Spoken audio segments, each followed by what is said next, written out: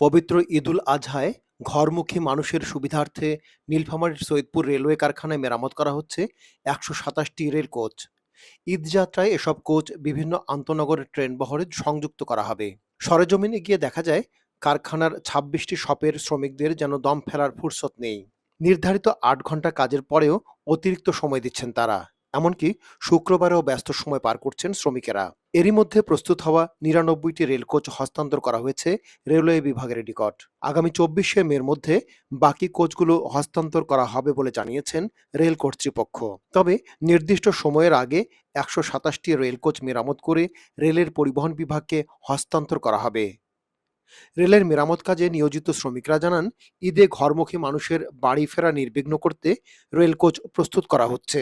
সেই সঙ্গে শ্রমিক কম থাকায় বাড়তি কাজ করতে হচ্ছে। সামনে ঈদকে কেন্দ্র করে আমাদের কর্মব্যস্ততা প্রচুর রয়েছে।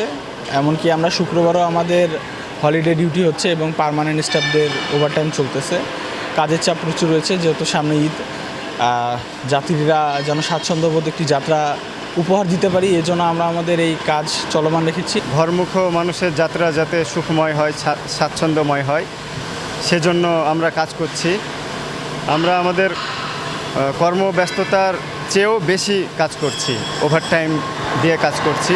যাতে আমরা ঈদের আগে একটু যেহেতু কাজের চাপ বেশি, আমরা চেষ্টা করেছি গাড়িগুলো তাড়াতাড়ি দেওয়ার চেষ্টা করেছি এবং যাতে যাত্রীরা ঘরমুখী যাত্রীরা ঈদের আগে যাতে নিরাপদে বাড়িতে ফিরতে পারে। আর রেলের কর্মকর্তারা বলছেন, আসন্ন ঈদে মানুষের যাতায়াতের সুবিধার্থে প্রতি বছর সেবা দিয়ে আসছেন তারা। এই সেবাকে নিশ্চিত করতে এবার রেলযাত্রায় কারখানা থেকে ১২৭টি রেল কোচ সংযুক্ত করা হবে।